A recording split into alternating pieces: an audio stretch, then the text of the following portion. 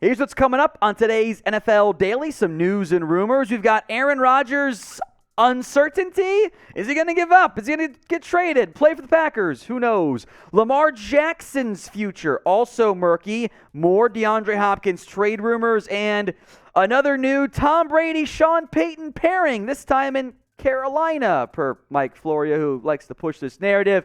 All that and more. And remember to make sure you guys are subscribed.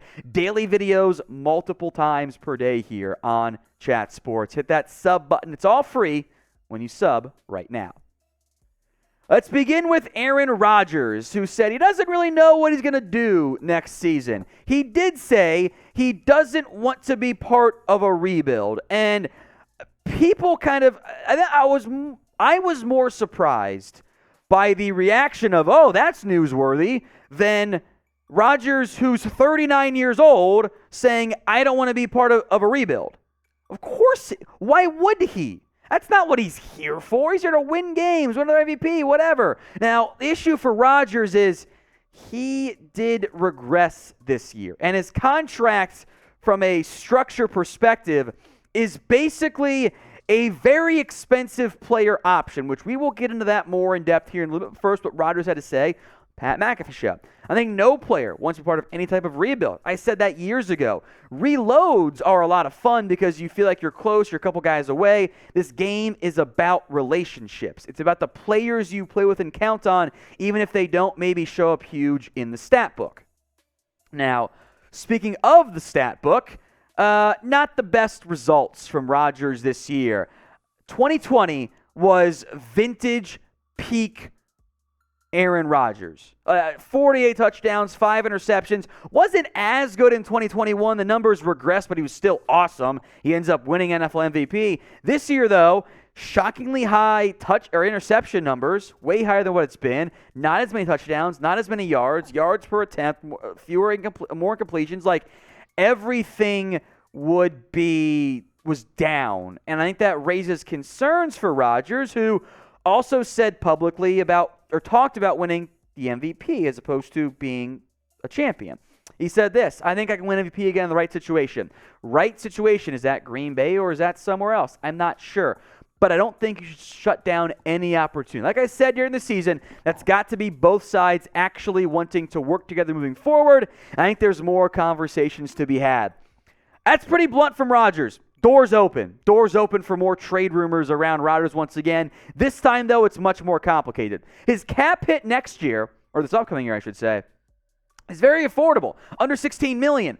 But you have to pick up the $58.3 million option bonus. If you don't, the cap hit balloons to about $50 million this year. It's a very weird contract. It's unusual, but that's where we're at. The cap hit jumps in 2024. There's an option guaranteed pickup in early 2024 as well. You trade for Rodgers outside of retirement, you're paying him a massive amount of money for the next couple of years. There's really no way out of that. But it's up to Rodgers to decide if he wants to play. I think in the end he's back in Green Bay or he retires. So will Aaron Rodgers play next year? This will be the pinned comment on today's video. Type in Y for yes or N for no. Will Rodgers play next year? The ad break comes on YouTube. Take advantage of it. Head down there and let me know. Let's talk Lamar Jackson now. Jackson made the public comment of he didn't think he was healthy enough for play in the playoffs with a grade 2 knee sprain. Contract talks will resume in the offseason.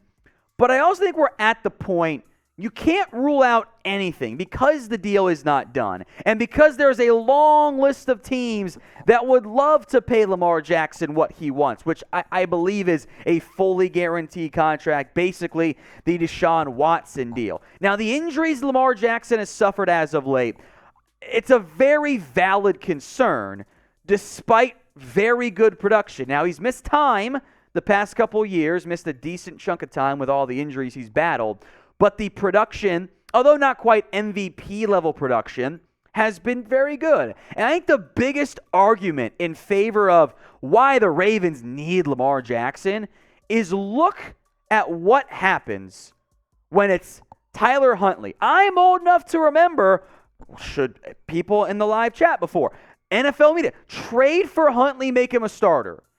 not good in Baltimore. Now, I think it's very fair to say the supporting cast, is not that impactful in Baltimore, but Lamar was still making it work.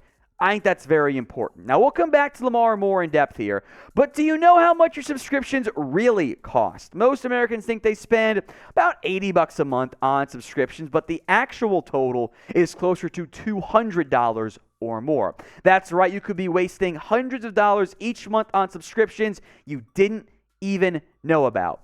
There's this app that takes care of it for me. It's called Rocket Money, app I love using. It's called Rocket Money, formerly known as Truebill. The app shows all your subscriptions in one place and then cancels for you whatever you don't still want.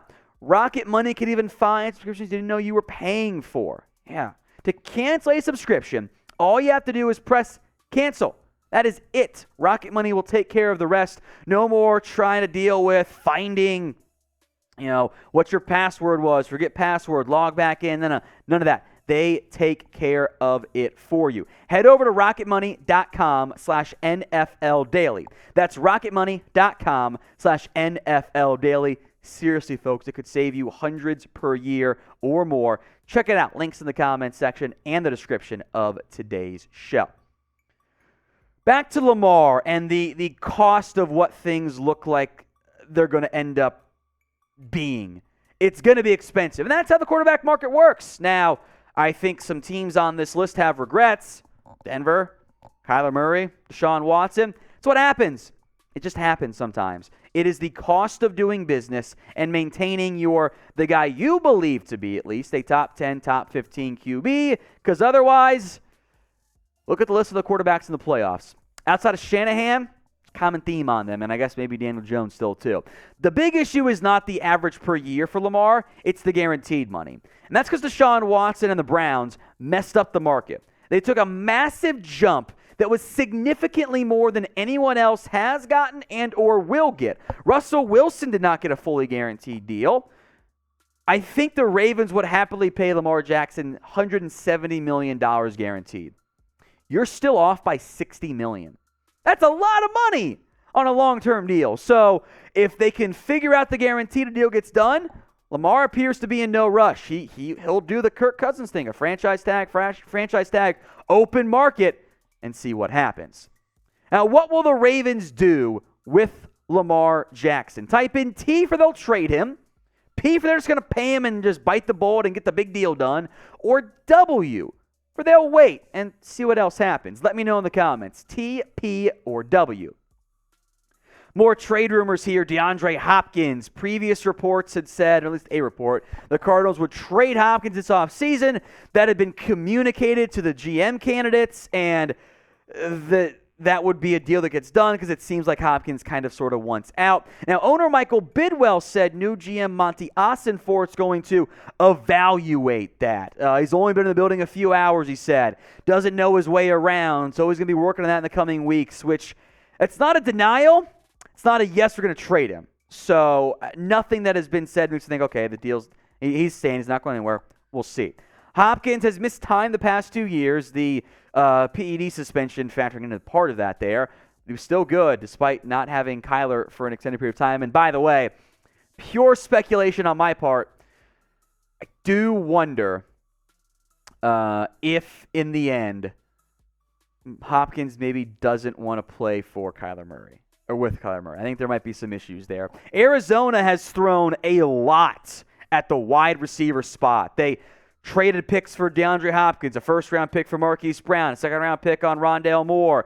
They spent one on Andy Isabella, who ended up sucking. They spent big money on A.J. Green, traded for Robbie Anderson. Nothing worked out there. And if they trade away DeAndre Hopkins, receivers are need again for them, which, hey, that's why the GM head coach are no longer there, right? So where will DeAndre Hopkins play in 2023? Let me know in the comments section where Hopkins ends up. Maybe it's New York. Maybe it's Baltimore. Maybe it's somebody else altogether. Get those predictions in for me in the comments section. Let's hit another Mike Florio special. Tom Brady, Sean Payton together. Not the first time Florio has done this. He pitched Payton and Brady together back in New Orleans. That did not work. So how about Carolina Instead, it's another Florio. This is his peak season. He loves making up rumors. Brady, of course, will be a free agent. The Raiders have been the top team linked, but you could go to Carolina. Payton gets a lot of control with the Panthers. Brady gets an extension, a new deal, I should say, and they try to win in a not-so-good NFC South. That does make some sense. There also are some complications here. Brady would have to want to go to Carolina. Not sure he does there. And I think this is undervalued. Payton would have to want to coach Brady. And I don't know if Payton wants to link up with back end of career Brady quite that much. Obviously, it was heavily linked in Miami, but I think that was more a Dolphins attempt than it was like we're going to get this done in the end. Now, there's also this part too. If Carolina gets Sean Payton, I think they would have to give up more than another team would, because the Saints have Sean Payton's rights. Now, he's going to interview on Friday. Maybe Carolina's on board with that, but Payton said his value was mid to late first rounder. Might be more than that for Carolina because they're in division. And I'm not sure the Saints want to say, yeah, we're going to let you go to Carolina and beat us twice a year. We're going to go more into this here in a little bit, but what is your percent chance, you think the percent chance is, I should say, that Brady and Sean Payton end up pairing up, be it in Carolina or anywhere? Drop that percentage for me in the comment section. 4 teams, not Indy, basically, have set up and or completed interviews with Sean Payton. Denver, Houston, Carolina, and Arizona. In the event that Florio is right and Payton and Brady desperately want to be together, we can cross off teams, right? Denver is stuck with Russell Wilson. Not going to happen. Arizona, stuck or has, for both teams, I suppose, Kyler Murray. Not going to happen. Houston could make sense from a contract perspective, but that's a rebuild. I don't know if you want to go rebuild Houston. I don't know if Brady would want that. So maybe Carolina makes sense, although it'd be a short-term thing. You'd be in there for a year, 2, 3. Maybe the robot arm comes in and Brady plays for another 1,500 years or whatever. I do think we saw signs of decline this year for Brady in a way we haven't over the course of a season. We've seen moments of him not playing that great, but it's how kind of every QB is, and you know how big media works. He's washed, even though it's not really the standpoint, I think, from that anymore. So I am unconvinced it happens. Hey, we'll see. NFL offseason can get wild and crazy sometimes, which is why you need to be subscribed to Chat Sports. Don't miss out on anything here. Free videos multiple times per day. Hit that sub button right now.